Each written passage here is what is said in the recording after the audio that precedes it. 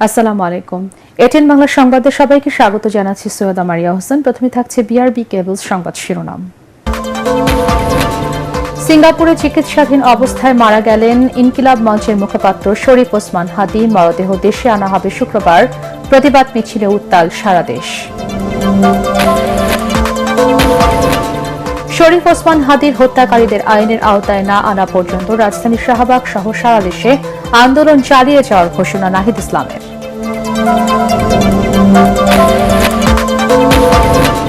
হাদি হত্যার সাথে জড়িত অপরাধীদের দ্রুত আইনের আওতায় আনা হবে। প্রধান উপদেষ্টা ডক্টর মোহাম্মদ ইউনূস সবাইকে ধৈর্য ও সংযম ধরে রাখার আহ্বান। 25শে ডিসেম্বর দেশে ফিরতে ট্রাভেল পাসের জন্য আবেদন করেছেন তারেক রহমান। বিমানবন্দর ও এভারকেয়ার হাসপাতালের মাঝামাঝি দেওয়া হবে সংবর্ধনা, জানালেন সালাউদ্দিন আহমদ। নির্বাচনের প্রস্তুতি ও দূতাবাসগুলো নিরাপত্তা নিয়ে বিদেশি কূটনীতিকদের আশ্বস্ত করল সরকার।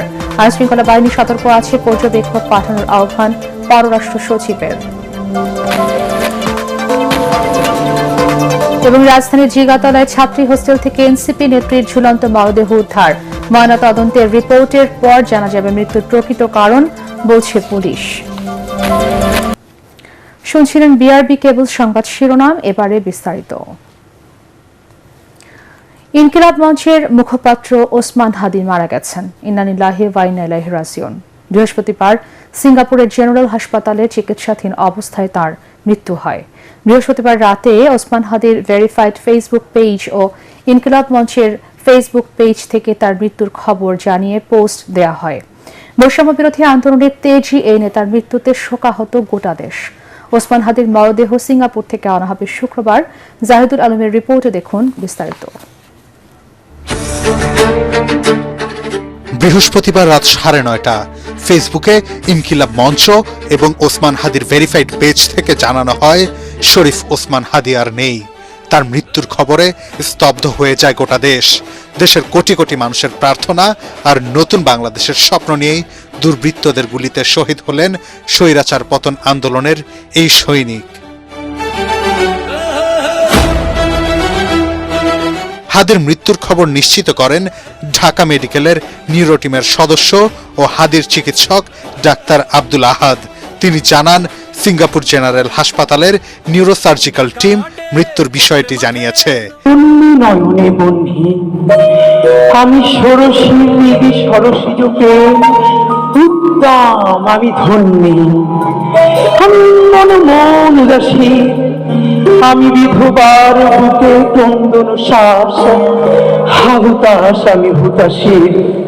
এর আগে গত 12 ডিসেম্বর গণসংযোগের জন্য রাজধানীর বিজয়নগর এলাকায় গেলে চলন্ত মোটরসাইকেল থেকে হাদিকে গুলি করা হয়। গুলিটি তার মাথায় লাগে। গুরুতর আহত অবস্থায় ঢাকা মেডিকেলে অস্ত্রোপচারের পর এভারকেয়ার হাসপাতালে ভর্তি করা হয়। পরে আরও উন্নত চিকিৎসার জন্য এয়ার অ্যাম্বুলেন্সে তাকে সিঙ্গাপুর নেওয়া হয়। সেখানে আবারও অপারেশনের কথা থাকলেও সব চেষ্টার অবসান ঘটিয়ে পৃথিবীর মায়া ত্যাগ করেন বিপ্লবী এই নেতা।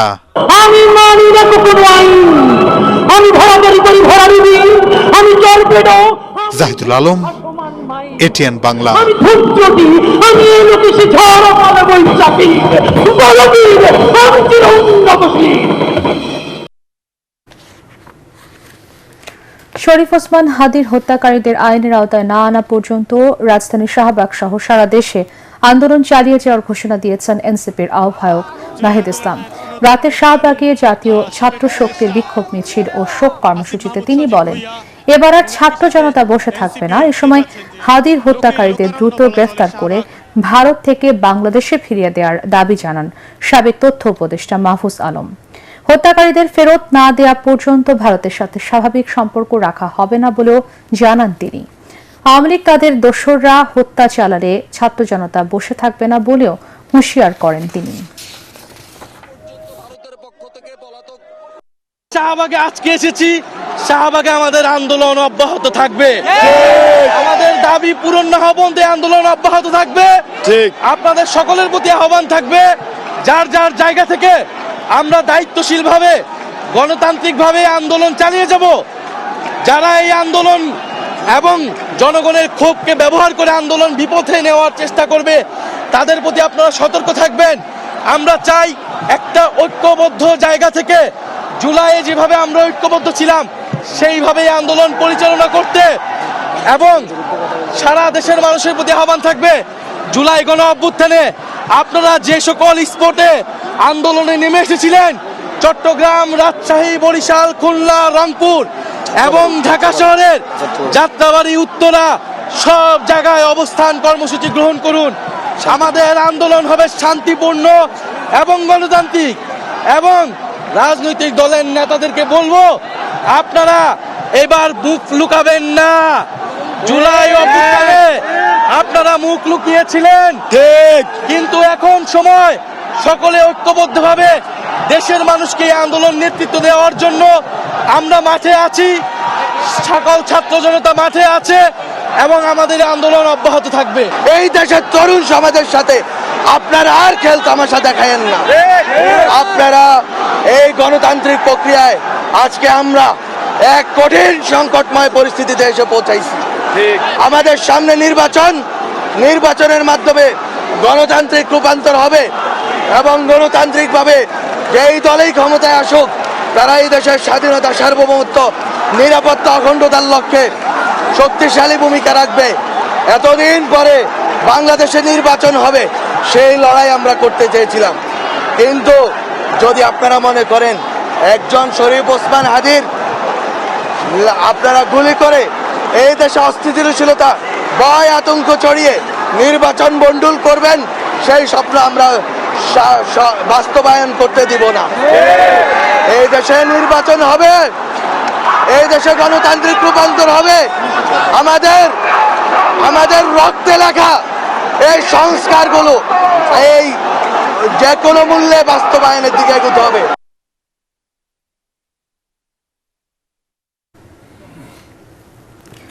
হাদির মৃত্যুর প্রতিবাদে রাজধানীর বিভিন্ন এলাকা উত্তাল হয়ে ওঠে, রাজপথে নেমে আসে বিক্ষুব্ধ জনতা। দর্শক, এই মুহূর্তে রাজধানীর শাহবাগ এলাকায় আছেন আমাদের সহকর্মী ইয়াসিন রানা। আমরা এখন সরাসরি চলে যাচ্ছি তার কাছে। রানা, রাজধানীর সার্বিক পরিস্থিতি আমাদেরকে জানান। মারিয়া, আমি এই মুহূর্তে আছি রাজধানীর শাহবাগে। আপনি দেখতে পাচ্ছেন, আপনি শুনতে পাচ্ছেন ইতিমধ্যে উত্তাল শাহবাগের স্লোগান। জুলাই গণঅভ্যুত্থানের অন্যতম যোদ্ধা, ইনকিলাব মঞ্চের মুখপাত্র শরীফ ওসমান হাদির মৃত্যুর ঘটনায় পুরো শাহবাগ উত্তাল অবস্থায় বিরাজ করছে। শুধু শাহবাগ নয়, শাহবাগ ছাড়াও রাজধানীর অন্যান্য এলাকা, এখানে উত্তরা, টঙ্গী, ধানমন্ডি, গাবতলী, মিরপুর, অন্যান্য এইসব এলাকাগুলো মূলত প্রত্যেকটা এলাকায় বিক্ষোভ মিছিল অনুষ্ঠিত হচ্ছে। আমরা একটু আগে ছিলাম ধানমন্ডি 32 এলাকাতে। ধানমন্ডি 32 এলাকায় বিক্ষুব্ধ ছাত্র জনতা ইতিমধ্যেই আগুন ধরিয়ে দিয়েছে। এবং এছাড়া আপনি দেখতে পাচ্ছেন, আমি একটু দেখানোর চেষ্টা করব, পুরো শাহবাগ এলাকায় এখানে বিক্ষুব্ধ ছাত্র জনতা এখানে অবস্থান নিয়েছে। শাহবাগ মোড় আপাতত এখানে গাড়ি চলাচল, যান চলাচল বন্ধ অবস্থা রয়েছে। এছাড়া একটু আগে জুলাই গণঅভ্যুত্থানের যেসব ছাত্রনেতা নেতৃত্ব দিয়েছেন তারা এখানে ছিলেন উপস্থিত। এখনো যে ছাত্র জনতা এখানে অবস্থান নিয়েছেন, রাস্তার কয়েকটি জায়গায় আগুন ধরিয়েছেন, তারা স্লোগানে মুখরিত করে তুলছেন। এবং শরীফ ওসমান হাদির ওপরে যারা হামলা করেছিল তাদের এবং তাদের যারা পরিকল্পনা করেছে হাদির হত্যাকাণ্ডে, তারা এখানে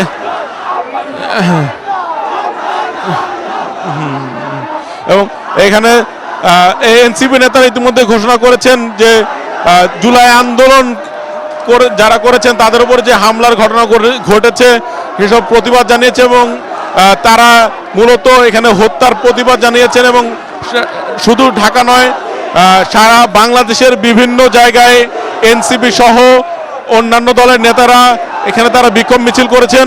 একটু বিষয় জানিয়ে রাখছি মারিয়া, আপনি জানেন ঢাকা বিশ্ববিদ্যালয় এলাকাতে ছাত্র দলের নেতৃত্বে একটি মিছিল অনুষ্ঠিত হয়েছে ওসমান হাদির মৃত্যুর ঘটনায়। এছাড়া শাহবাগ মোড়ে এখানে এনসিপির নেতৃত্বে এখানে ছাত্র জনতা এখানে আন্দোলন সংগ্রাম করছেন। এছাড়া ধানমন্ডি 32-এও আগুন দিয়েছেন। এছাড়া আপনি জানেন যে কারণ বাজারে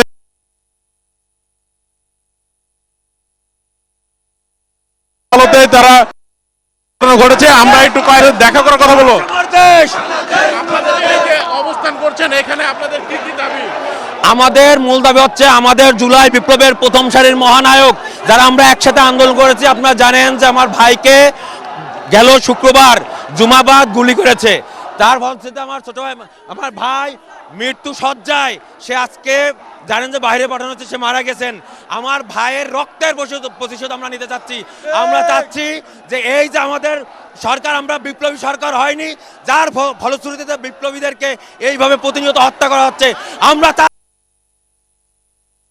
সরকারকে পদত্যাগ করিয়ে সরকার গঠন করতে হবে। ছিলাম এখানে এনসিপির নেতারাও এখানে বক্তব্য রাখছিলেন এবং ভারতের সাথে কূটনৈতিক বিষয়ে কথা বলেছেন এবং আমরা আরো কয়েকজনের সাথে কথা বলার চেষ্টা করব। ভাই, আমরা একটু কথা বলার চেষ্টা করি। ভাই, হাতিয়ার, জুলাইয়ের হাতিয়ার। এনসিপির নেতারা আপনাদেরকে কি কি নির্দেশনা দিয়েছেন একটু বলবেন? সম্মানিত দর্শকবৃন্দ, আমাদের হাদি ভাই আমাদের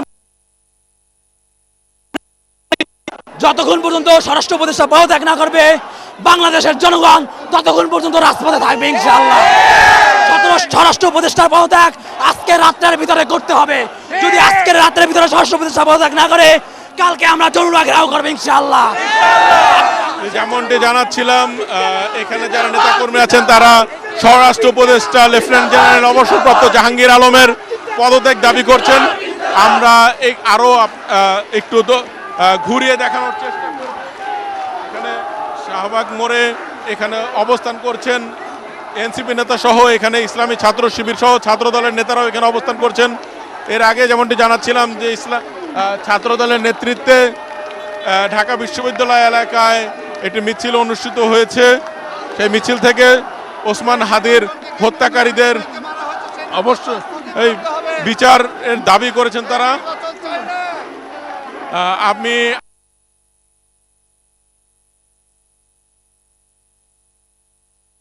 আমার দাবি হলো যে নির্বাচন হাদিকে হত্যা করা হয়েছে, সেই নির্বাচন অনির্দিষ্টকালের জন্য বন্ধ করা হোক। এই নির্বাচন আমরা চাই না। যেমনটি দেখছেন এখানে বিক্ষুব্ধ ছাত্র জনতা, তারা বিভিন্ন দাবি করছেন।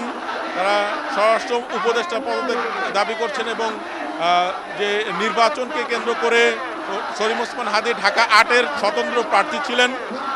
এখানে তার একজন সমর্থক, তারকে সলিম ওসমান হাদিকে ভালোবাসেন, তিনি বলছেন যে এই নির্বাচন আসলে চান না। আমরা আরো কয়েকজনের সাথে কথা বলার চেষ্টা করব। এখানে একটু আমাদেরকে সহযোগিতা করবেন প্লিজ। একটু আমরা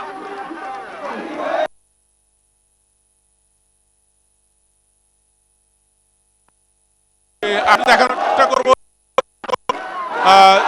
জুলাই আন্দোলনে যারা যেসব ছাত্র নেতা নেতৃত্ব দিয়েছেন, ওরা এখানে স্লোগান দিচ্ছেন। এনসিপির নেতা সহ অন্যান্য নেতা, একটু আগে এখানে উপদেষ্টা মাহফুজ আলম ছিলেন, সাবেক উপদেষ্টা মাহফুজ আলম, সাবেক উপদেষ্টা আসিফ মাহমুদ সজীব ভুইয়া, এনসিপির নেতা এনসিপির আহ্বায়ক নাহিদ ইসলাম এখানে উপস্থিত ছিলেন। তারা সরকারের তরফ থেকে বিভিন্ন দাবি তারা জানিয়ে কাছে বিভিন্ন দাবি তারা জানিয়েছেন। ওসমান হাদির হত্যার ঘটনায় তারা এখানে সুষ্ঠু বিচার,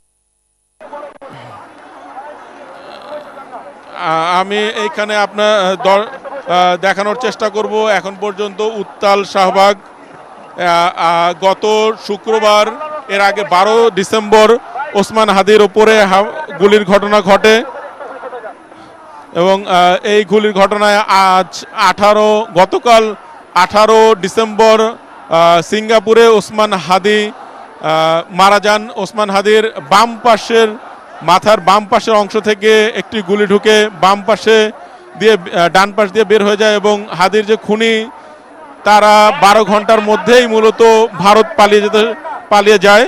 রানা, আপনাকে ধন্যবাদ।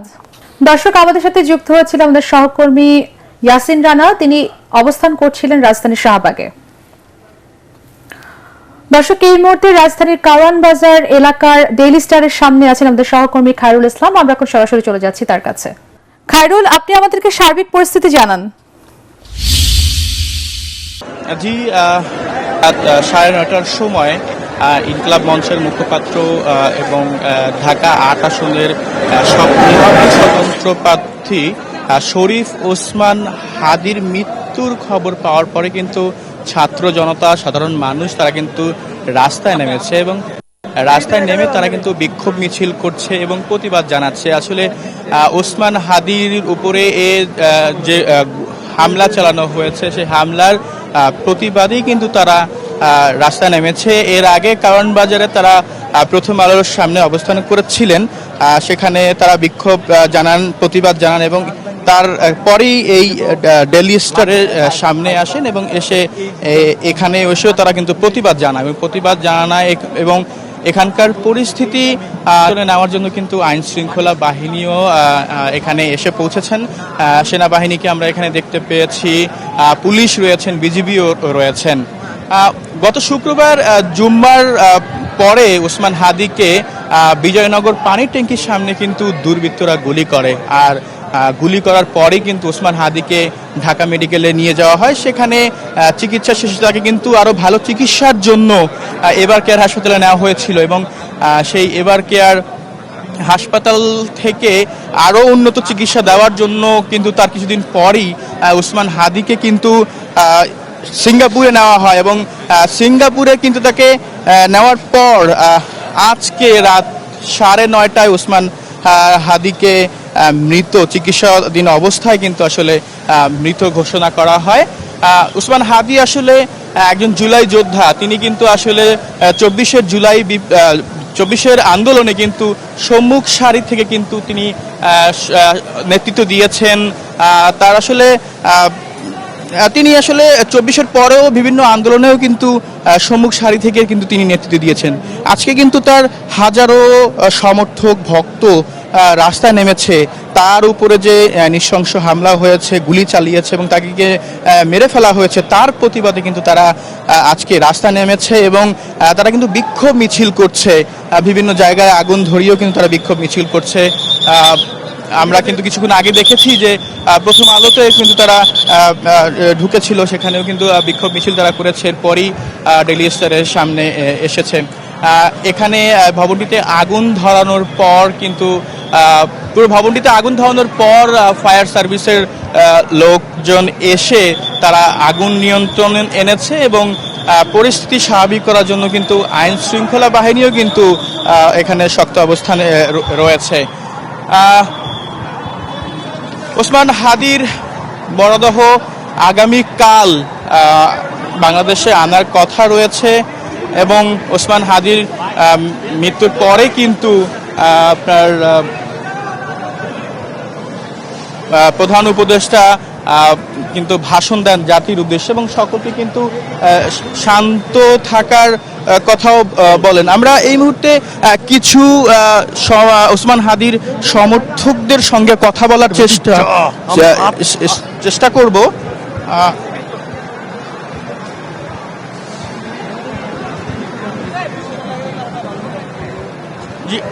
আমি একটু কথা বলার চেষ্টা করছি এখানকার ওসমান হাদির কিছু সমর্থকদের সঙ্গে, যে একটু আমাদেরকে বলবেন যে আসলে আপনারা আসলে কেন অবস্থান করছেন? এখানে দেখতেছি আগুন লাগিয়ে রয়েছে, কারণ যাওয়ার পথে এখানে দাঁড়ানো।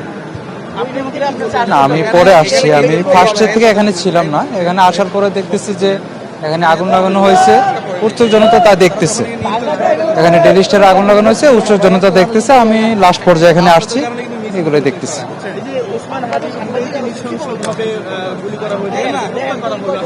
এটা আমি সম্পূর্ণ একটা নিন্দা জানাই।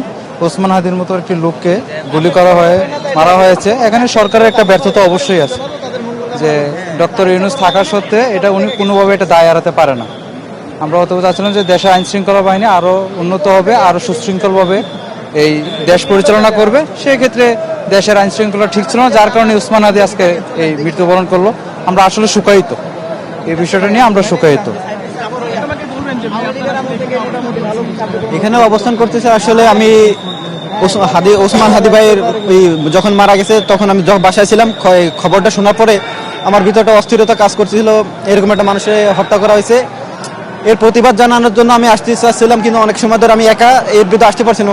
রাস্তায় কিছু আমার ফ্রেন্ডদের সাথে দেখা, তাদের পক্ষ থেকে তারা যখন আসে আমি তাদের সাথেই একসাথে আসছি। আমি আসলে এখানে প্রতিবাদ জানাতে আসছিলাম, প্রতিবাদ জানানোর আগে এসে দেখি আমার আগে অনেক ভাই বেরাদার তারাই প্রতিবাদ জানাচ্ছে, আমারও জানায়, তাই আর কি প্রতিবাদ করেছে সেই দৃশ্যটা দেখতেছি এবং মনের মধ্যে একটু ভালো লাগতেছে। এই কারণে আমি দেখতেছি ভারতের কোনো কিছু রাখা ঠিক না।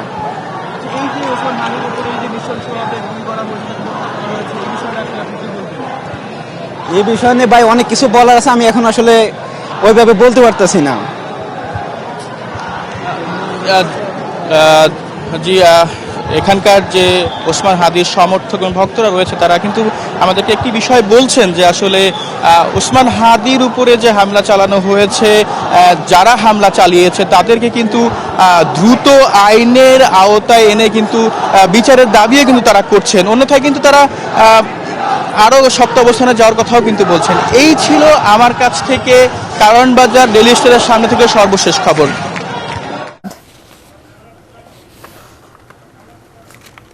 কারণ আপনাকে ধন্যবাদ।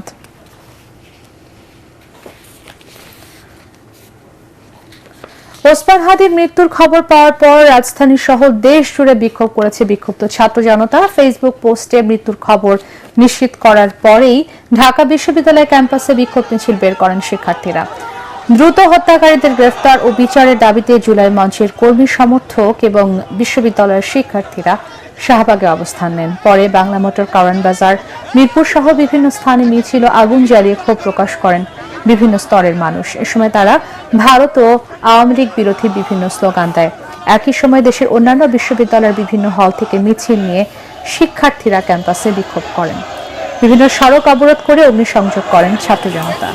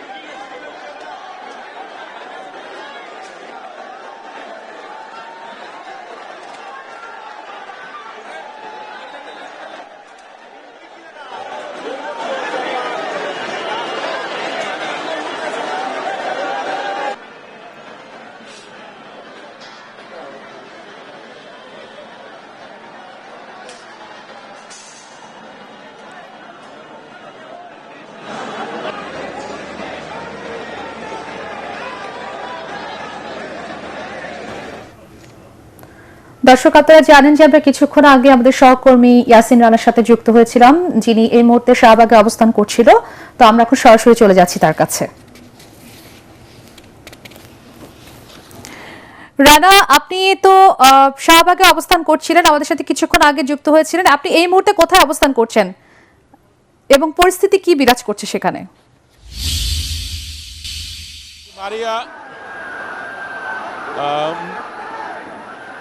মারিয়া, আমি শাহবাগে অবস্থান করছি। আপনি এর আগেও আমি আপনাকে যেমনটি জানাচ্ছিলাম শাহবাগের পরিস্থিতি।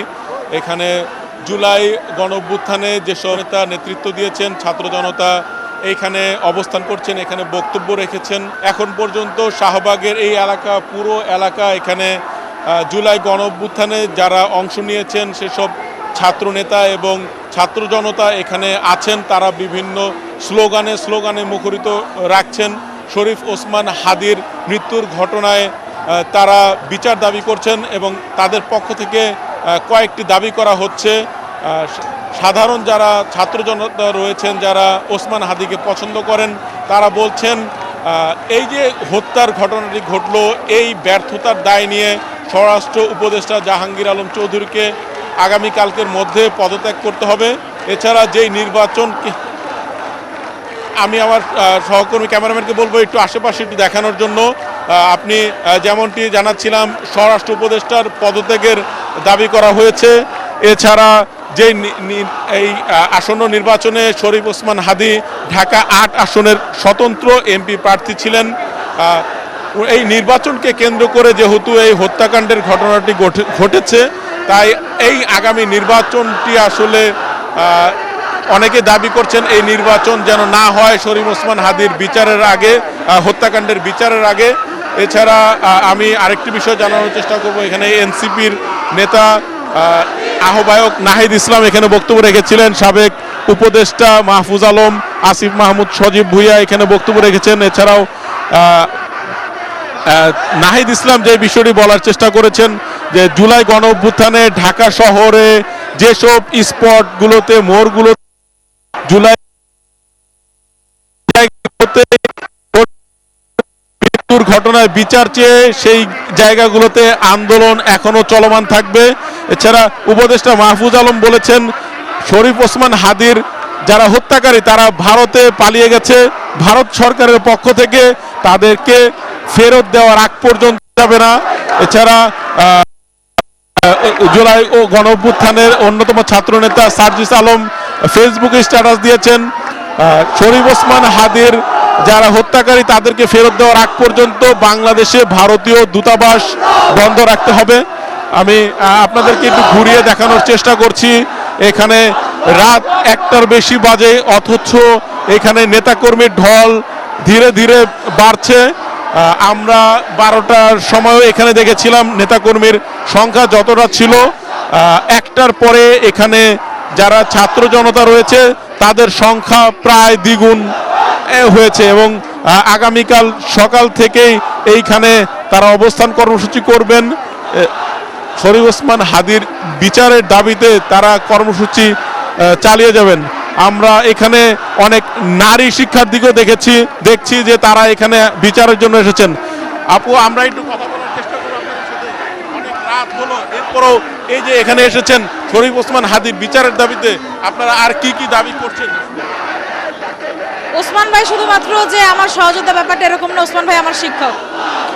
আমরা শুধু এইটাই চাই যে ওসমান ভাইয়ের যেই হত্যাকারী তার বিচারটা হোক, বিচার হওয়া সবচেয়ে বেশি জরুরি। জুলাইয়ের পরে ওসমান ভাইয়ের মতো মানুষকে কেউ দিনে দুপুরে গুলি করবে আর সেটার বিচার হবে না, এর মতো ব্যর্থতা, এর মতো লজ্জা, এর মতো কষ্ট আমার কাছে মনে হয় না যে আমার কাছে আর কিছু আছে বা আমার কাছে এর থেকে লজ্জার আর কিছু হইতে পারে। আমি আমার ভাইয়ের জন্য তো আমার রাস্তা দাঁড়ানোর কথা না, আমার ভাইয়ের জন্য আমার গর্ব করার কথা, আমার ভাইয়ের কাছে আমার আবদার করার কথা। আমার ভাইয়ের লাশের জন্য আমি কেন অপেক্ষা করব? আমার শিক্ষকের বিচারের জন্য তো আমার এখানে দাঁড়ানোর কথা না। আমার কাছে মনে হয় যে এটা লজ্জা এবং কষ্ট, আর কিছু না। আরো কয়েকজনের সাথে কথা বলবো, আমরা একজন ভাইয়ের সাথে কথা বলবো। 4জন বীর খলিফার মধ্যে একজনের নাম ওসমান রাদিয়াল্লাহু তাআলা। আমার ওসমান ভাই তারই সূত্রে গাথা। ওসমান ভাই যেই ইনসাফের বাংলাদেশের স্বপ্ন দেখতো, সেই ইনসাফের বাংলাদেশে আমরা এই দৃষ্টান্তমূলক শাস্তি চাই। আমরা এই দৃষ্টান্তমূলক শাস্তি চাই। আমি যেমনটি জানাচ্ছিলাম, এখানে অসংখ্য ছাত্র জনতা যারা ভালোবাসেন, যারা মূলত রাজনৈতিক এবং অরাজনৈতিক রয়েছেন, তারা এখানে এসেছেন। আমরা আরেকজন আপুর সাথে কথা বলবো। আপু, আপনার সাথে একটু কথা বলার চেষ্টা করব, একটু যদি দাঁড়ান। এখানে আপনার এই যে আসছেন ওসমান হাদী ভাইয়ের জন্য, আপনার আসলে কি কি চাওয়া কিংবা কি দাবি? আসলে আমরা চাই ওসমান হাদী ভাইয়ের বিচার হোক, তাদেরকে যারা মারছে তাদের সঠিক বিচার হোক এবং যারা এটার জন্য দায়িত্বপ্রাপ্ত আছে তারা যেহেতু দায়িত্ব পালন করতে পারতেছে না, তারা পদত্যাগ করুক। জি, আপনি যেমনটি জানাচ্ছিলাম, এখানে ষষ্ঠ উপদেষ্টা পদত্যাগের দাবি করছেন অনেকেই, যেহেতু জুলাই গণ অভ্যুত্থানের পর হবে এটা তারা আসলে ভাবতেই পারছেন না। এক জুলাই গণ অভ্যুত্থানের মাধ্যমে সুন্দর মানবিক বাংলাদেশ গড়ার যে প্রত্যয় ছিল, এই সরকার জুলাই গণ অভ্যুত্থানের যারা নেতৃত্ব দিয়েছেন তাদের নিরাপত্তায় ঠিকমতো দিতে পারছেন না, তাদের অভিযোগ, এবং সেই হিসেবে সাধারণ মানুষের নিরাপত্তাও অনেকটা বিঘ্নিত রয়েছে। তাই মূলত বর্তমান স্বরাষ্ট্র উপদেষ্টা তারা পদত্যাগ চাচ্ছেন। আমরা আরেকজন ভাইয়ের সাথে কথা বলার চেষ্টা করব।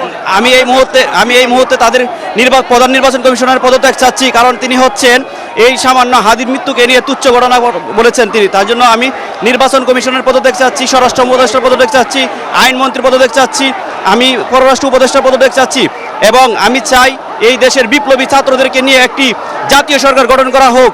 এই দেশে জাতীয় নির্বাচনের চাইতে জাতীয় সরকার গঠন করে এই ছাত্র সমাজের উপর যে জুলুম নির্যাতন হয় এগুলা বন্ধ করা হোক। আমি মনে করি সমস্ত দলকে একত্রিত করে একটা প্ল্যাটফর্মে বসে। ধন্যবাদ। আমরা এখানে দেখতে পাচ্ছি যে এখন পর্যন্ত উত্তাল অবস্থা বিরাজ করছে রাজধানীর শাহবাগ মোড়ে। এখানে অবস্থা বিরাজ করছে। এর আগে যেমনটি জানা থেকে সায়েন্স ল্যাব হয়ে ধানমন্ডি 32-এ উত্তেজিত ছাত্র জনতা গিয়েছে এবং সেখানে শেখ মুজিবুর রহমানের যে বাড়ি এনসিপি নেতারা সেটিকে ফ্যাসিস্ট তৈরির আতুগুর ঘর হিসেবে তারা আখ্যা দিয়েছেন, সেটিতে তারা আগুন ধরিয়ে দিয়েছে। এর আগেও আন্তর্জাতিক অপরাধ ট্রাইব্যুনাল থেকে যেদিন সাবেক প্রধানমন্ত্রী ফ্যাসিস্ট স্বৈরাচার প্রধানমন্ত্রী শেখ হাসিনার এবং সাবেক স্বরাষ্ট্রমন্ত্রী আসাদুজ্জামান কামালের যে রায় হয়েছিল, ফাঁসির রায়, সেদিনও মূলত ধানমন্ডি 32 নম্বরের বাড়ি ভাঙার জন্য এনসিপি সহ সাধারণ ছাত্র জনতা সেখানে গিয়েছিল। তবে দফায় দফায় পুলিশ এবং সেনাবাহিনীর সাথে সংঘর্ষের পর তারা আসলে সেই বাড়িটি আর তারা ভাঙতে পারেনি, সেখান থেকে ফিরে এসেছিলেন। আজকে আবারও ধানমন্ডি 32-এ উত্তেজিত ছাত্র জনতা গিয়ে আগুন ধরিয়ে দিয়েছে এবং আগামীকালকে কি ধরনের পরিস্থিতি হতে পারে তা আজকের এই শাহবাগের উত্তাল পরিস্থিতি দেখলে আসলে বোঝা যাচ্ছে। ইতিমধ্যেই কয়েকটি সংগঠন, জুলাই রেভলিউশনারি অ্যালায়েন্স, জুলাই ঐক্য, তারা ঘোষণা দিয়েছেন আগামীকাল জুম্মার নামাজের পরে সারা বাংলাদেশের মসজিদগুলো থেকে ওসমান হাদির হত্যাকাণ্ডের বিচারের দাবিতে মিছিল অনুষ্ঠিত হবে। আমরা এখানে আরও কয়েকজনের সাথে আমি কথা বলার চেষ্টা করব। এই যে ওসমান হাদিকে ভালোবেসে এত রাতে এসেছেন, তার স্বপ্নগুলো কিভাবে আপনারা পূরণ করতে চান? এক হাদি শহীদ হলেও হাজারো হাদি আজ রাজপথে। এক হাদি যদি চলে যায়, হাজারো হাদি আজ বাংলার বুকে জেগে উঠেছে। হাদিরা কখনো মারা যায় না। আপনারা পূর্বে যদি দেখেন, ফ্যাসিস্ট হাসিনা যখন আপনাকে হত্যা করেছিল তখন ভেবেছিল যে ভারতের আধিপত্যের প্রতিবাদ যারা করবে তাদের মুখ বন্ধ হয়ে যাবে, কিন্তু বন্ধ হয়েছে না, আবার হাদি জন্ম হয়েছে। হাদি চলে গেছে, আবার হাজারো হাদি তৈরি হবে। এই যে হাদি ভাইয়ের যে আকাঙ্ক্ষা ভারতের আগ্রাসনের বিরুদ্ধে, আমরা যারা আছি, আমরা যারা একসাথে জুলাই আন্দোলন করেছি, আমরা এই হাদি ভাইয়ের আকাঙ্ক্ষাকে লালন করে আমরা ভারতের আগ্রাসনের বিরুদ্ধে প্রতিবাদ করে যাব। আপনারা দেখতে পাবেন। আপনাকে ধন্যবাদ। আমরা এখানে দেখতে পাচ্ছি সামনে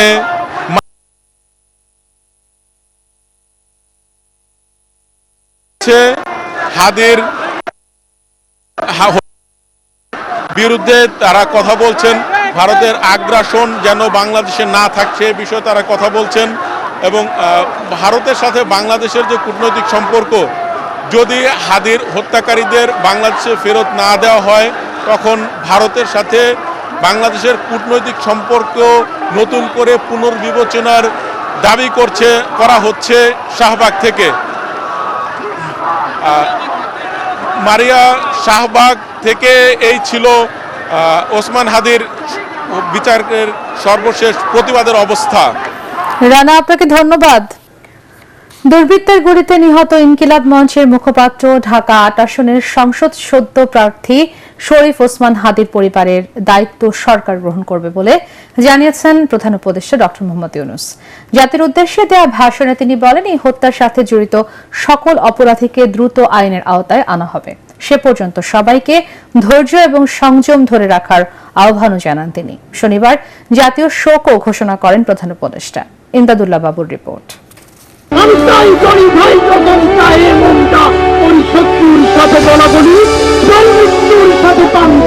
সিঙ্গাপুর জেনারেল হাসপাতালে চিকিৎসাধীন ইনকিলাব মঞ্চের মুখপাত্র শরীফ ওসমান হাদির মৃত্যুর খবর আসার পর তাৎক্ষণিক জাতির উদ্দেশ্যে ভাষণ দেন প্রধান উপদেষ্টা ডক্টর মোহাম্মদ ইউনূস।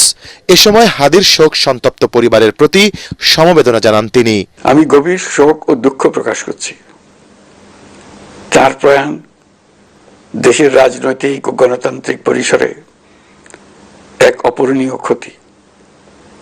আমি তার রুহের মাগফিরাত কামনা করছি এবং শোক সন্তপ্ত স্ত্রী, পরিবারের সদস্যবৃন্দ, স্বজন ও ও সহকর্মীদের প্রতি গভীর সমবেদনা জানাচ্ছি। শহীদ ওসমান হাদির স্ত্রী ও একমাত্র সন্তানের দায়িত্ব সরকার গ্রহণ করবে। শহীদ শরীফ ওসমান হাদির অকাল মৃত্যুতে আগামী শনিবার একদিনের রাষ্ট্রীয় শোক ঘোষণা করছি। এই উপলক্ষে শনিবার দেশের সব সরকারি, আধা সরকারি, স্বায়ত্তশাসিত প্রতিষ্ঠান, শিক্ষা প্রতিষ্ঠান সহ সরকারি বেসরকারি ভবন এবং বিদেশে বাংলাদেশ মিশনগুলোতে জাতীয় পতাকা অর্ধনমিত থাকবে। দ্রুত হাদি হত্যার সাথে জড়িতদের গ্রেফতার করে দৃষ্টান্তমূলক শাস্তি নিশ্চিতের আশ্বাস দেন তিনি। সিঙ্গাপুরের পররাষ্ট্রমন্ত্রী ভিভিয়ান বালাকৃষ্ণন, যিনি একই সঙ্গে একজন বিশিষ্ট চিকিৎসক, তার প্রতিও তিনি নিজে হাদির পরিচর্যা করেছেন, আমাকে নিয়মিত চিকিৎসা সম্পর্কে খোঁজ খবর দিয়েছেন। এই নৃশংস হত্যাকাণ্ডের সঙ্গে জড়িত সকল অপরাধীকে দ্রুত আইনের আওতায় আনা হবে এবং তাদের বিরুদ্ধে সর্বোচ্চ শাস্তি নিশ্চিত করা হবে। এই বিষয়ে কোনো ধরনের শৈথিল্য দেখানো হবে না। বিপ্লবী রক্তে উজ্জীবিত এই তরুণ নেতা ওসমান হাদি ছিলেন প্রতিবাদের অনন্য প্রতীক। তার কর্মের মধ্য দিয়ে তিনি শুধু প্রতিবাদ নয়, দেশপ্রেম, ধৈর্য ও দৃঢ়তার অনন্য দৃষ্টান্ত রেখে গেছেন। ছাত্র জনতাকে শান্ত থেকে অন্তর্বর্তী সরকারকে সহযোগিতা করার আহ্বানও জানান ডক্টর ইউনূস। আমি দেশের সকল নাগরিকের প্রতি আন্তরিক আহ্বান জানাচ্ছি, আপনারা ধৈর্য ও সংযম বজায় রাখুন। আইন শৃঙ্খলা রক্ষাকারী বাহিনী ও সংশ্লিষ্ট সংস্থাগুলোকে পেশাদারিত্বের সঙ্গে তদন্ত কার্যক্রম পরিচালনা করে সুযোগ দিন। রাষ্ট্র আইনের শাসন প্রতিষ্ঠায় সম্পূর্ণরূপে প্রতিশ্রুতিবদ্ধ। আমি আবারও স্পষ্টভাবে বলতে চাই, ওসমান হাদি ছিলেন পরাজিত শক্তি ফ্যাসিস্ট সন্ত্রাসীদের শত্রু। তার কণ্ঠ স্তব্ধ করে বিপ্লবীদের ভয় দেখানোর অপচেষ্টা সম্পূর্ণভাবে ব্যর্থ করে দেন। ভয়, সন্ত্রাস কিংবা রক্তপাতের মাধ্যমে এদেশের গণতান্ত্রিক অগ্রযাত্রা কেউ থামাতে পারবে না। আমরা এখন গণতান্ত্রিক উত্তরণের চূড়ান্ত পর্যায়ে উপনীত হয়েছি। শহীদ হাদি ছিলেন এই প্রক্রিয়ার অবিচ্ছেদ্য অংশ। তার একান্ত ইচ্ছা ছিল আসন্ন নির্বাচনে প্রতিদ্বন্দ্বিতা করে নতুন বাংলাদেশ বিনির্মাণের পরবর্তী ধাপে সক্রিয় ভূমিকা রাখা। অত্যন্ত দুঃখের বিষয়, তার এই মহতী ইচ্ছা অপূর্ণ রয়ে গেল। তার স্বপ্ন বাস্তবায়নের দায় আজ সমগ্র জাতির কাঁধে ন্যস্ত। আগামী দিনগুলোতে আমাদের সবাইকে ধৈর্য, সংযম, সাহস ও দূরদর্শিতার সঙ্গে এগিয়ে যেতে হবে। শুক্রবার বাদ জুমা সব মসজিদে এবং বিভিন্ন উপাসনালয়ে বিশেষ দোয়া মোনাজাত ও প্রার্থনা আয়োজনের আহ্বান জানান প্রধান উপদেষ্টা। ইমদাদুল্লাহ বাবু, ATN বাংলা, ঢাকা। ইনকিলাব মঞ্চের মুখপাত্র শরীফ ওসমান হাদির মৃত্যুর ঘটনায় গভীর শোক ও দুঃখ প্রকাশ করেছেন বিএনপির ভারপ্রাপ্ত চেয়ারম্যান তারেক রহমান। এক শোক বার্তায় এই হত্যাকাণ্ডের রাজনৈতিক চক্রান্ত উল্লেখ করে তিনি অভিযোগ করেন, গণতন্ত্র নির্বাচনকে ধ্বংসের উদ্দেশ্যে পরিকল্পিতভাবে দেশে খুন ও রক্তপাত চালানো হচ্ছে। তিনি বলেন, এসব ষড়যন্ত্রকারী দুষ্কৃতিকারীদের কঠোর হাতে দমন না করলে দেশের জানমালের নিরাপত্তা চরম হুমকির মুখে পড়বে। শোক বার্তায় তিনি জড়িতদের অবিলম্বে গ্রেফতার এবং দৃষ্টান্তমূলক শাস্তির দাবি জানান এবং ওসমান হাদির বিদেহী আত্মার মাগফিরাত কামনা সহ শোক সন্তপ্ত পরিবারের প্রতি গভীর সমবেদনা প্রকাশ করেন। দেশে ফিরতে ট্রাভেল পাসের জন্য আবেদন করেছেন বিএনপির ভারপ্রাপ্ত চেয়ারম্যান তারেক রহমান। 25 ডিসেম্বর বেলা 11:55 হজ শাহজালাল আন্তর্জাতিক বিমানবন্দরে অবতরণ করবেন বিএনপির ভারপ্রাপ্ত চেয়ারম্যান তারেক রহমান। এরপর তিনি বেগম খালেদা জিয়াকে দেখতে এভারকেয়ারে যাবেন বলে জানান বিএনপির স্থায়ী কমিটির সদস্য সালাউদ্দিন আহমেদ। বিমানবন্দর ও এভারকেয়ারের কাছাকাছি উপযুক্ত স্থানে তাকে সংবর্ধনা দেওয়া হবে বলেও জানান তিনি। এদিকে গুলশানে বিএনপি চেয়ারপারসনের কার্যালয়ে দলীয় মনোনীত প্রার্থীদের সঙ্গে মতবিনিময় সভা করেছে দলটির শীর্ষ নেতারা। এ সময় আসন ভাগাভাগির ক্ষেত্রে ফ্যাসিবাদ বিরোধী আন্দোলনের শরিক হিসেবে সম্মানজনক হিস্সা প্রত্যাশা করছেন গণতন্ত্র মঞ্চের নেতারা। আরও জানাচ্ছেন মুশফিকুর রহমান। বিএনপির ভারপ্রাপ্ত চেয়ারম্যান তারেক রহমানের নিরাপত্তা নিশ্চিতে ঢাকা বিমানবন্দর সরেজমিনে পরিদর্শন করেছে বিএনপির একটি প্রতিনিধি দল। দলের স্থায়ী কমিটির সদস্য সালাউদ্দিন আহমেদ জানান, তারেক রহমান বাংলাদেশ বিমানের নিয়মিত ফ্লাইটে বেলা 11:55 শাহজালাল বিমানবন্দরে অবতরণ করবেন। বাংলাদেশ বিমানের যেটা নিয়মিত ফ্লাইট, যেটা কমার্শিয়াল ফ্লাইট, সেটাতেই উনি আসছেন এবং সেটা ল্যান্ডিং টাইমটা 11:55 বিমানবন্দরে, যেখানে তিনি অবতরণ করবেন সেই জায়গা থেকে কিভাবে এবার কেয়ার হসপিটালে যাবেন, ওখান থেকে বাসায় আসবেন এবং অন্যান্য অনুষ্ঠান আমরা যেটা করতে চাচ্ছি সরেজমিনে আমরা একটু পরিদর্শন করে এবং সংশ্লিষ্ট সকল কর্তৃপক্ষের সাথে একটু সমন্বয় করতে গিয়েছিলাম। তারেক রহমানের দেশে ফেরার আয়োজন হবে ঐতিহাসিক বলে জানান বিএনপির সিনিয়র যুগ্ম মহাসচিব রুহুল কবির রিজভী। মানুষের যে উপস্থিতি যেটা হবে, এটা হবে ঐতিহাসিক নিঃসন্দেহে। সেই ইতিহাসের স্মরণীয় জনসমাগম নিশ্চিত করার জন্য আমাদের এই কমিটির নেতৃবৃন্দরা দিনরাত তারা পরিশ্রম করছেন এবং কাজ করে যাচ্ছে। এদিকে নির্বাচনের প্রস্তুতির অংশ হিসেবে মনোনীত প্রার্থীদের নির্বাচনী কৌশল, সাংগঠনিক দায়িত্ব ও রাজনৈতিক করণীয় স্পষ্ট করতে প্রশিক্ষণ কার্যক্রম শুরু করেছে বিএনপি। গুলশানে বিএনপি চেয়ারপারসনের কার্যালয়ে দলের মনোনীত 100 জন প্রার্থীর সঙ্গে এই মতবিনিময় সভা অনুষ্ঠিত হয়। সভার বিরতিতে প্রশিক্ষণ কার্যক্রম নিয়ে কথা বলেন বিএনপির শীর্ষ নেতারা। অনেক প্রার্থী আছে তো নতুন, যারা আগে নির্বাচন করে নাই, তাদেরকে একটু বোঝানো হচ্ছে আমাদের কি করণীয় আছে, আমরা কি করব। আগামীকালের মধ্যে যুগপৎ আন্দোলনের শরিকদের সঙ্গে আলোচনা করে প্রার্থী চূড়ান্ত না হওয়া আসনের বিষয়ে সিদ্ধান্ত নেওয়া হবে বলে জানান দলটির স্থায়ী কমিটির সদস্য অবসরপ্রাপ্ত মেজর হাফিজ উদ্দিন আহমেদ। যুগপৎ আন্দোলনের শরিকদের জন্য কটি সিট আমরা ছাড়তে পারবো সেটি আগামীকালকের মধ্যে ফয়সলা হয়ে যাবে। দিনব্যাপী কর্মশালায় যুগপৎ আন্দোলনের শরিক দলগুলোর নেতারাও উপস্থিত ছিলেন। এই সময় সম্মানজনক অংশীদারিত্বের প্রত্যাশার কথা জানান তারা। 8টা সিট আমরা চেয়েছিলাম বাসানী জনশক্তি পার্টি, আমির খসরু সাহেবের কাছে সেই তালিকা দিয়েছিলাম। 2-1 দিনের মধ্যেই তারা চূড়ান্ত করে আমাদেরকে জানাবে। আমরা তো নিশ্চয়ই চাইবো যে একটা সম্মানজনক, একটা মর্যাদা সম্পন্ন একটা আসন সমঝোতা হবে। আসনের ব্যাপারটা এটা কোনো তরফ থেকে কোনো দয়া দাক্ষিণ্যের কোনো বিষয় না, এটা মর্যাদার প্রশ্ন, সম্মানের প্রশ্ন। আগামী শনিবার বিএনপির বাকি মনোনীত প্রার্থীদের নিয়ে কর্মশালা হবে। মুশফিকুর রহমান, এটিএন বাংলা, ঢাকা। ত্রয়োদশ জাতীয় সংসদ নির্বাচন এবং গণভোট আয়োজনে সরকারের প্রস্তুতি ও নিরাপত্তা ব্যবস্থা সম্পর্কে ঢাকাস্থ বিদেশি কূটনীতিকদের অবহিত করেছে পররাষ্ট্র মন্ত্রণালয়। বৃহস্পতিবার রাষ্ট্রীয় অতিথি ভবন পদ্মায় সচিব আসাদ আলম সিয়াম বিভিন্ন দূতাবাসের কূটনীতিক এবং মিশন প্রধানদের কাছে নির্বাচন এবং গণভোট প্রসঙ্গে বিস্তারিত তুলে ধরেন। ব্রিফিংয়ে নির্বাচন পর্যবেক্ষণে বিদেশি পর্যবেক্ষকদের আমন্ত্রণও জানান তিনি। এছাড়া সশস্ত্র বাহিনী সহ অন্যান্য বাহিনী দেশের আইন শৃঙ্খলা পরিস্থিতি সমুন্নত রাখতে নিরলসভাবে কাজ করছে বলেও তাদের জানান সচিব। দূতাবাসগুলোর সর্বাত্মক নিরাপত্তা নিশ্চিতের বিষয়েও সরকারের পক্ষ থেকে কূটনীতিকদের আশ্বস্ত করেন পররাষ্ট্র সচিব। তবে এই ব্রিফিং নিয়ে গণমাধ্যমের সামনে কোনো কথা বলেননি সংশ্লিষ্টরা।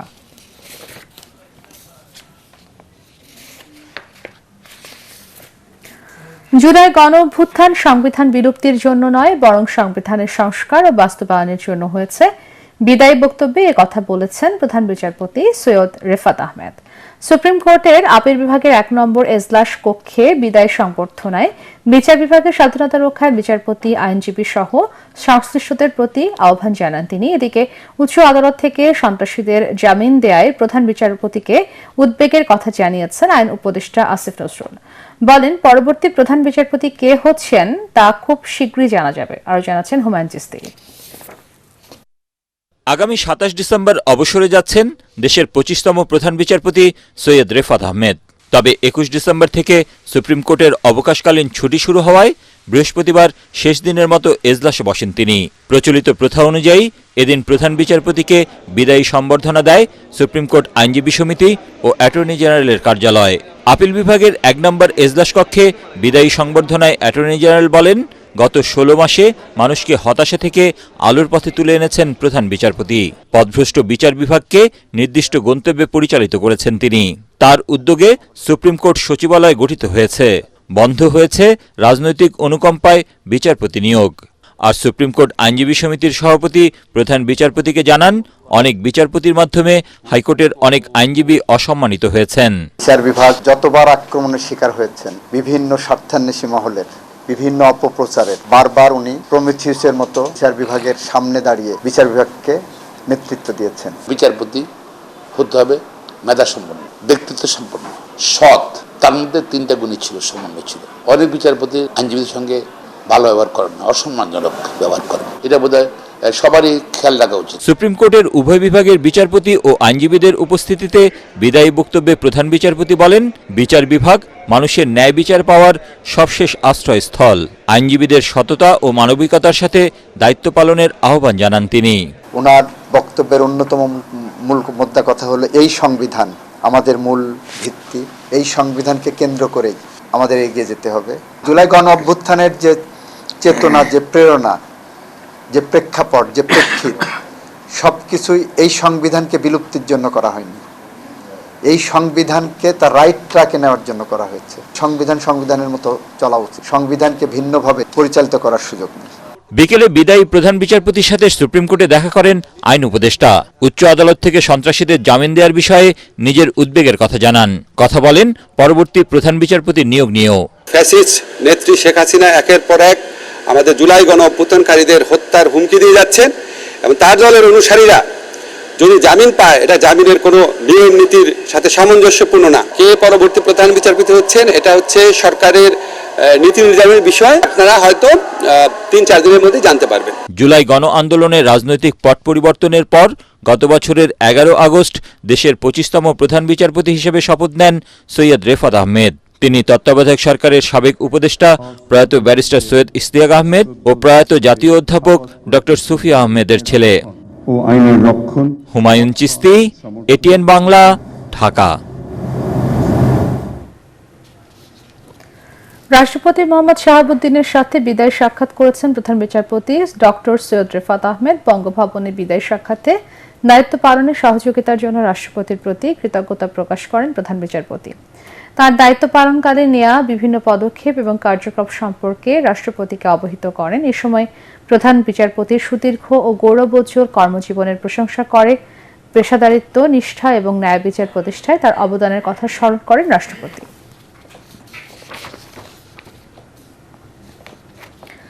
বিএনপি চেয়ারপারসন বেগম খালেদা জিয়ার শারীরিক অবস্থা স্থিতিশীল বলে জানিয়েছেন তার ব্যক্তিগত চিকিৎসক ডাক্তার AZM জাহিদ হোসেন। তিনি জানান, চিকিৎসা ঠিকমতো গ্রহণ করতে পারছেন বেগম জিয়া। তার সুস্থতা নিয়ে চিকিৎসকরা আশাবাদী বলেও জানান ডাক্তার জাহিদ।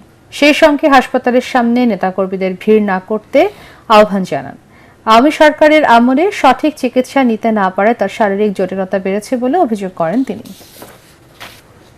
দেশনেত্রী বেগম খালেদা জিয়ার শারীরিক অবস্থা পূর্বে যে অবস্থায় ছিল, আলহামদুলিল্লাহ এখন পর্যন্ত চিকিৎসকদের পরামর্শ মোতাবেক যে চিকিৎসা ওনাকে দেওয়া হচ্ছে, সেই চিকিৎসা উনি ঠিকমতো গ্রহণ করতে পারছেন এবং ওনার শারীরিক অবস্থা গত কয়েকদিন পূর্বেও যে অবস্থায় ছিল, আলহামদুলিল্লাহ উনি সেটি মেনটেন করে যাচ্ছেন।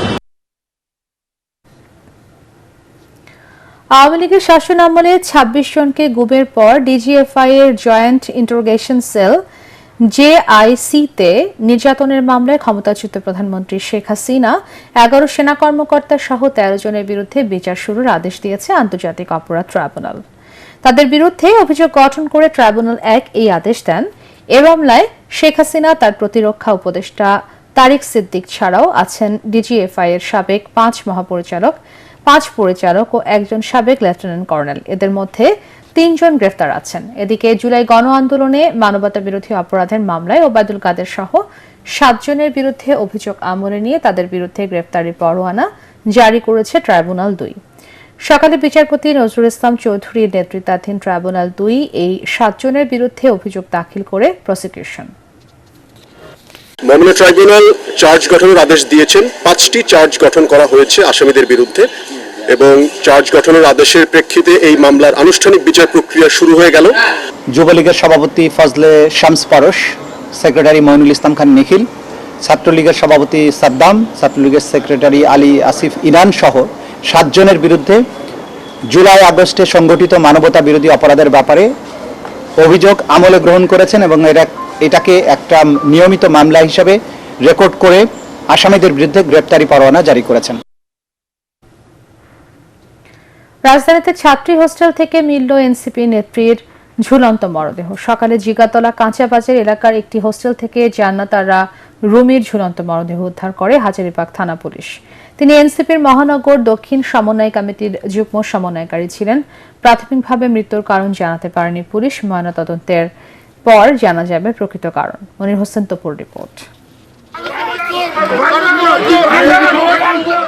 ২৪-এর গণঅভ্যুত্থানে ফ্যাসিস্ট আওয়ামী লীগ সরকারের পতনের আন্দোলনে অগ্রণী ভূমিকা রেখেছিলেন জান্নাত আরা রুমি। কখনো স্লোগান মুখর মিছিলে, কখনো লাঠি হাতে রাজপথে আন্দোলন করতে দেখা গেছে তাকে। পরে যোগ দেন জুলাই যোদ্ধাদের নতুন রাজনৈতিক দল জাতীয় নাগরিক পার্টি এনসিপির সাথে।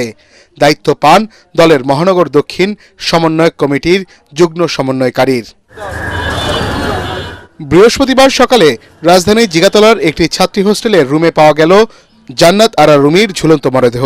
প্রত্যক্ষদর্শীরা জানিয়েছেন, ঘরের ফ্যানের সাথে ঝুলন্ত অবস্থায় দেখতে পাওয়া যায় তার মরদেহ। ছিটকারি লাগানো আর লাইট জ্বলতেছে। এখন আমার একটু ভয় ভয় লাগতেছে। তারপর আমি কি করলাম, দরজা ধাক্কা দিতে বললো, দরজা ধাক্কা দিলাম। পরে অনেক ধাক্কা দেওয়ার পরে খুলে না, পরে যে একটা আস্তে করে একটা দিলাম, এই দরজা এক লাগলেই খুলে গেল। খোলার পরে আমি দেখে আমি সেইটা পড়ে গেছি না কি করছি আমি নিজেও করতে পারি না। দরজা খুললে দেখছি সাথে জ্বলে, ফ্যানের সাথে জ্বলতে আছে। সিগারেট একটা এই কইছে যে একজন লোক আইছিল, উপরে বেলে ঝগড়া লাগছে মহিলারা হোস্টেলে। আমি তো গেছি আবার ঠিক আমি এটা লাগাই দিয়া আবার হারিয়া এই মহিলারা ফোন দিয়েছি। ফোন দিলে আবার হারা গেছে উপরে আবার আমার আর এই প্রশাসনের লোক আইলে এরপরে আমি গেছি, এর আগে আমি যাইনি। হাজারীবাগ থানা পুলিশ ঘটনাস্থলে পৌঁছে রুমির মরদেহ উদ্ধার করে। পরে লাশ ময়নাতদন্তের জন্য ঢাকা মেডিকেল কলেজ হাসপাতালে পাঠানো হয়। এটি হত্যাকাণ্ড নাকি আত্মহত্যা তা খতিয়ে দেখছে পুলিশ। ভোর রাতের দিকে খবর পাওয়ার পরে আমরা এখানে আমাদের টিম ঘটনাস্থলে আসার পরে আমরা ফ্যানের সাথে তার ঝুলন্ত মরদেহ পাই এবং এখানকার যে একজন আয়া সে প্রথমে এই বিষয়ে তার মরদেহটি দেখতে পায়। আমরা তার পরিবারের লোকজনের সাথে যোগাযোগ করার চেষ্টা করছি। তার পরিবারের দুজন প্রতিনিধি এসছেনও। আমরা আমাদের পরবর্তী যে আইনগত প্রক্রিয়া সেটা আমরা করছি। পোস্টমর্টমের পরেই এটা জানা যাবে। আর আমরা আপনারা যে বিষয়গুলো বলছেন সম্ভাব্য সেই বিষয়গুলো আমরা ইতিমধ্যে সেগুলো যাচাই বাছাই করছি। জান্নাত আরা রুমি পারিবারিকভাবে মানসিক চাপে ছিলেন বলে প্রাথমিকভাবে জানিয়েছে পুলিশ। মনির হোসেন তপু, এটিএন বাংলা, ঢাকা।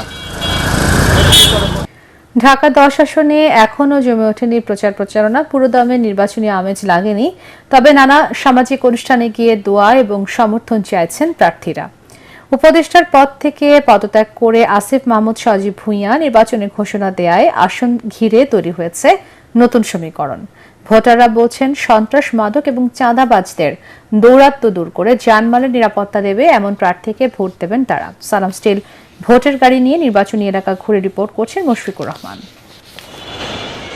ধানমন্ডি, কলাবাগান, নিউ মার্কেট, হাজারীবাগ এবং কামরাঙ্গীর চরের কিছু অংশ নিয়ে ঢাকা 10 আসন। ক্ষুদ্র থেকে বড় ব্যবসা প্রতিষ্ঠান, আবাসিক এলাকা সহ নানা কারণে গুরুত্বপূর্ণ আসনটিতে রয়েছে মাদক, সন্ত্রাস সহ নানা ধরনের অপরাধ। নির্বাচনকে সামনে রেখে নতুন আশায় বুক বাঁধছেন এই এলাকার বাসিন্দারা। বলছেন, জানমালের নিরাপত্তা বিধানে কাজ করতে হবে জনপ্রতিনিধিদের। দলীয় দৃষ্টিকোণ থেকে মানুষকে হ্যারাসমেন্ট করা বিভিন্ন এগুলো আমরা তো চাই না। আসলে আমরা তো সাধারণ মানুষ, আমরা শান্তি চাই। ওমর রাদিয়াল্লাহু তাআলা আনহুর মতো একজন প্রতিনিধি চাই, যিনি আপনার আসলে লোভ থেকে সম্পূর্ণ মুক্ত থাকবেন এবং মানুষের খবর নেবেন এবং ওনার নিজের আখের গুছানোর কিছু থাকবে না। ছোটখাটো ব্যবসা করে খাই এমন একজন লোক আসুক, যেন কোনো চাঁদাবাজি কোনো না হয়, আমরা যেন শান্তিতে ব্যবসা করে খাইতে পারি। ঢাকা 10 আসনে বিএনপির মনোনয়ন পেয়েছেন শেখ রবিউল আলম রবিন। ভোটারদের চাহিদা এবং এলাকার সার্বিক উন্নয়নে নানা পরিকল্পনার কথা জানান তিনি। সমস্যাগুলো আমরা চিহ্নিত করেছি এবং সমস্যাগুলি সমাধানের জন্য যে কর্তৃপক্ষ আছে তাদের নজরদারিতে এনে অগ্রাধিকার ভিত্তিতে এই অঞ্চলের মানুষ যেন সেই সুবিধাটা পায়, সমস্যাগুলি যেন সমাধান হয়, সে ব্যাপারে আমার কমিটমেন্ট রয়েছে, দায়িত্ব রয়েছে। এটা আমি উপলব্ধি করি এবং আমার বিশ্বাস জনগণকে আমি সেটা আশ্বস্ত করতে সক্ষম হচ্ছি। এদিকে ঢাকা 10 আসন থেকে স্বতন্ত্র প্রার্থী হিসেবে নির্বাচনে লড়ার ঘোষণা দিয়েছেন সাবেক ক্রীড়া উপদেষ্টা আসিফ মাহমুদ সজীব ভুঁইয়া। বড় কোনো রাজনৈতিক দলের পৃষ্ঠপোষকতা, অসংখ্য নিবেদিত কর্মী, প্রচলিত ব্যবস্থায় প্রয়োজনীয় অর্থ কোনোটাই আমার নেই। আপনাদের সহযোগিতা, সমর্থনই আমার একমাত্র অবলম্বন এবং আমার দায়বদ্ধতাও থাকবে শুধুমাত্র আপনাদের প্রতি। আমি শুধু সংসদ সদস্য পদপ্রার্থী নই, গণভোটেরও প্রার্থী। এদিকে জামায়াতে ইসলামীর প্রার্থী মোহাম্মদ জসিম উদ্দিন সরকারও ভোটের মাঠ গোছাতে ব্যস্ত সময় পার করছেন।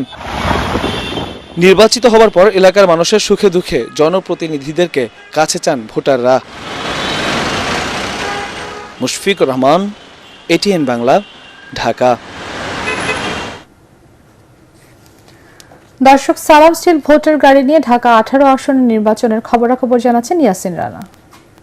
আমি এই মুহূর্তে আছি উত্তরার 12 নম্বর খালপা এলাকাতে। আমরা সারাদিনে ঢাকা 18 আসনের বিভিন্ন এলাকা ঘুরেছি। প্রার্থীরা মূলত তফসিল ঘোষণার পর থেকে প্রার্থীদের প্রচার প্রচারণা নিষিদ্ধ থাকায় তারা দলীয় সভা, মতবিনিময় সভা এবং ভার্চুয়ালি তারা বিভিন্ন কার্যক্রম করছেন, ভোটারদের সাথে যোগাযোগ করছেন। ভোটারদের সাথে আমরা কথা বলেছি, তারা মূলত চাচ্ছেন দক্ষিণ খান, উত্তর খান, খিলক্ষেত, তুরাগ এলাকার উন্নয়ন। প্রার্থীরা এই এলাকাতে বেশি প্রচার প্রচারণা সহ মতবিনিময়ের সময় দিচ্ছেন। এখানে বিএনপির যে প্রার্থী এস এম জাহাঙ্গীর এবং কফিলউদ্দিন রয়েছে, বিএনপির আরেকজন প্রার্থী কফিলউদ্দিন রয়েছেন, সেই প্রার্থীদের মধ্যে কিছুটা যেন রাজনৈতিকভাবে তারা যেন কোনো ধরনের দ্বিধা বিভেদ যেন ভোটের মাঠে তৈরি না হয়, সেজন্য সর্বোচ্চ চেষ্টা করছেন। এক্ষেত্রে জামাতের প্রার্থীও রয়েছেন, তিনি মাঠে রয়েছেন, প্রোগ্রাম, সভা সমাবেশ বিভিন্ন মাধ্যমে ভোটারদের কাছে যাওয়ার চেষ্টা করছেন। এই ছিল ভোটের মাঠ ঢাকা 18 আসন থেকে সবশেষ তথ্য। সন্ত্রাসবাদক, চাঁদাবাজি ও দখলবাজ মুক্ত শিবচর গড়ার দাবি জানিয়েছেন মাদারীপুর 1 আসনের ভোটাররা। তবে ঘোষিত সময়সূচি অনুযায়ী ভোট আয়োজন নিয়ে শঙ্কা তাদের। নির্বাচিত হলে মডেল উপজেলা হিসেবে শিবচরকে গড়ে তোলার প্রতিশ্রুতি দিয়ে ভোটারদের দাঁড়ে দাঁড়ে ছুটছেন বিএনপি ও জামাত মনোনীত প্রার্থী। জেলা প্রতিনিধি শফিক স্বপনকে সাথে নিয়ে রিপোর্ট করছেন মিজান শাহজাহান। পদ্মার পাড়ের উপজেলা শিবচর জেলা সদরের চাইতে রাজধানীর সঙ্গে এলাকাবাসীর যোগাযোগ বেশি। পদ্মা সেতু নির্মাণের পর যোগাযোগ আরও সহজ হয়েছে। সালাম স্টিল ভোটের গাড়ি নিয়ে আমরা ঘুরে বেরিয়েছি শিবচরের আনাচে কানাচে। এখানকার ভোটাররা জানান, বিগত আমলে মহাসড়কের উন্নয়ন হলেও শিল্প কারখানা গড়ে না ওঠায় এলাকায় কর্মসংস্থানের অভাব রয়েছে। বাধ্য হয়েই কাজের জন্য ঢাকায় ছুটতে হয় তাদের। কিছু রাস্তাঘাট আছে ভাঙ্গাচুরা, কিছু আছে, তারপর কিছু ওই যে হাজারি আছে, সন্ত্রাসী এইগুলি সবকিছু বন্ধ হয়ে যাব। সংসদ নির্বাচনে আমি আমার যোগ্য প্রার্থীকে ভোট দিয়ে, আমার মূল্যবান ভোট দিয়ে আমি জয়যুক্ত করতে পারবো এবং দেশ এবং জাতির কল্যাণে সে অবশ্যই কাজ করবে। এ আসনে প্রথমে বিএনপির মনোনয়ন পান কামাল জামান মোল্লা।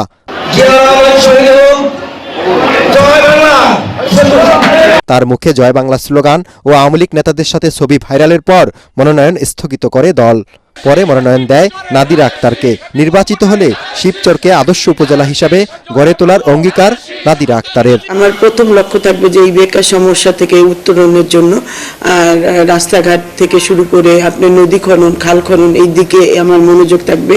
আর আমাদের শিক্ষা ব্যবস্থাটার অবস্থাও বেশ খারাপ, আমার এই দিকটাই বেশ ভালো খেয়াল থাকবে। এই আসনে জামাতের প্রার্থী গোলাম সরোয়ার হোসেন মৃধা বলেন, সারা দেশে দাঁড়িপাল্লার জোয়ার বইছে। জয়ের ব্যাপারে শতভাগ আশাবাদী তিনি। বর্তমান সময়ে আমরা দীর্ঘদিন যাবৎ দেখছি যে সন্ত্রাসবাদ, চাঁদাবাজ, দখলবাজি, এই যত কিছু চলছে এগুলো অপনোদনের জন্য, নির্মূলের জন্য একমাত্র সুশাসনেই সম্ভব। যে প্রার্থী নির্বাচিত হোক তার কাছে সন্ত্রাস আর মাদকমুক্ত শিবচর গড়ার প্রতিশ্রুতি চান ভোটাররা।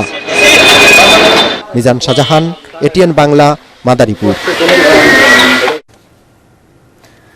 দর্শক, সালাম স্টিল ভোটের গাড়ি নিয়ে এখন নরসিংদীতে আছেন সহকর্মী জামিল হাসান শান্ত। তিনি জানাচ্ছেন সেখানকার নির্বাচনী খবর। সালাম স্টিল ভোটের গাড়ি নিয়ে আমরা বর্তমানে অবস্থান করছি নরসিংদীর শিবপুরে। এটি নরসিংদী সদর 3 আসনের অন্তর্ভুক্ত। এই এলাকা যারা প্রার্থী রয়েছেন তারা কিন্তু বিভিন্ন মিটিং থেকে শুরু করে ভোটারদের বাড়িতে গিয়ে যে ভোট চাওয়ার যে ব্যাপারটি রয়েছে সেটা কিন্তু তারা করছেন এবং বিভিন্ন উঠান বৈঠক তারা করছেন। এলাকার সাধারণ মানুষদের সাথে আমরা কথা বলে যতটুকু জানতে পেরেছি, এলাকার সবচেয়ে বড় সমস্যা সেটি হলো এলাকায় মাদকের একটি আঁকড়া রয়েছে এবং কিশোর গ্যাংয়ের একটি প্রভাব রয়েছে। আপনাকে একটু জানিয়ে রাখতে চাই, এলাকা জামাতের মনোনীত প্রার্থী রয়েছেন এবং হাত পাখার মনোনীত প্রার্থী রয়েছেন, তবে এখন পর্যন্ত বিএনপি কিন্তু তাদের প্রার্থী ঘোষণা করেননি। এই মুহূর্তে আমার সঙ্গে দুজন এলাকার স্থানীয় বাসিন্দা রয়েছেন, তাদের কাছে জানতে চাই তারা আসলে নির্বাচন নিয়ে কি ভাবছেন। আপনি নির্বাচন নিয়ে কি ভাবছেন? আমি চাই এদেশে সুস্থ একটা নির্বাচন হোক এবং জনগণের জন্য কাজ করুক, এরকম একটা নেতা চাই। যেমনটা শুনলেন, এই এলাকার মানুষরা কিন্তু চায় আসলে সুষ্ঠু একটি নির্বাচন এবং এই এলাকার জন্য যে কাজ করবে আর নরসিংদীর জন্য যে কাজ করবে তাকে কিন্তু আসলে নির্বাচনে এই এলাকার মানুষরা ভোট দিয়ে জয়যুক্ত করবেন। এই ছিল সালাম স্টিল ভোটের গাড়ি থেকে নরসিংদী 3 আসন থেকে আমার কাছে সর্বশেষ। সন্ধানী লাইফ ইন্স্যুরেন্স আন্তর্জাতিক সংবাদ।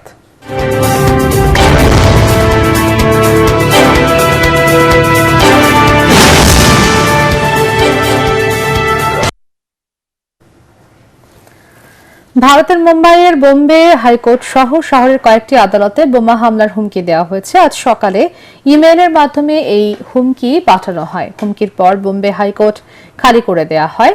একই সাথে বান্দ্রা, আন্ধেরি ও এসপ্ল্যানেড এলাকায় ম্যাজিস্ট্রেট আদালতও খালি করা হয়। হুমকির পর থেকেই ঘটনাস্থলে বোমা নিয়ন্ত্রণকারী দল তল্লাশি চালায়। মুম্বাই পুলিশ জানায়, আদালত ছাড়া কয়েকটি ব্যাংকেও হামলার হুমকি পাঠানো হয়েছিল। তল্লাশির পর সব জায়গা নিরাপদ ঘোষণা করা হয়। পরে নিরাপত্তা ছাড়পত্রের পর বিকেল 3টার পর আবারও আদালতগুলোতে কাজ শুরু হয়। হুমকিদাতাকে আটকে অভিযান চালাচ্ছে আইনশৃঙ্খলা বাহিনী। এবারে খেলার খবর।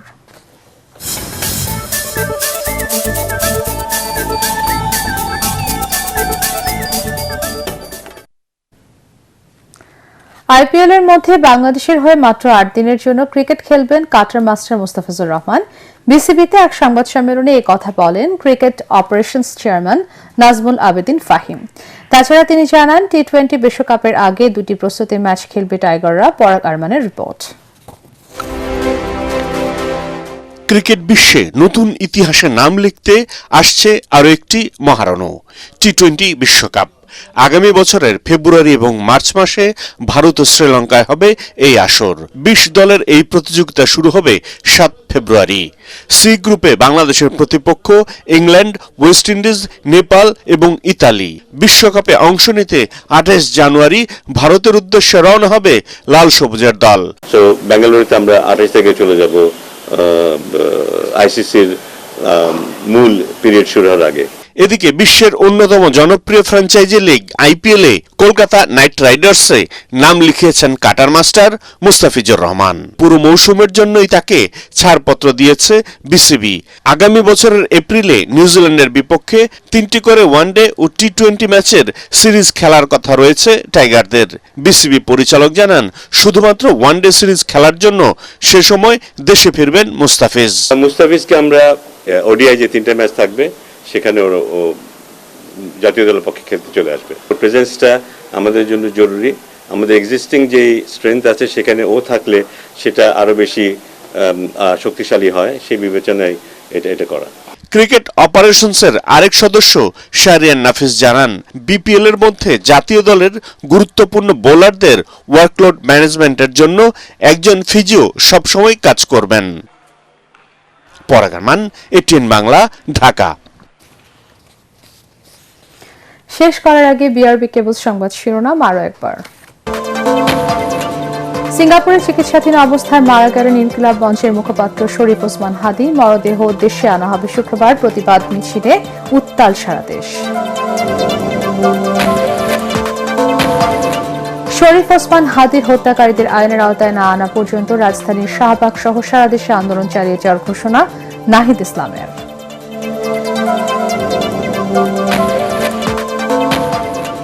হাদি হত্যার সাথে জড়িতদের আইনের আওতায় আনা হবে। প্রধান উপদেষ্টা ডক্টর মোহাম্মদ ইউনূস সবাইকে ধৈর্য ধরার আহ্বান। শনিবার রাষ্ট্রীয় শোক ঘোষণা।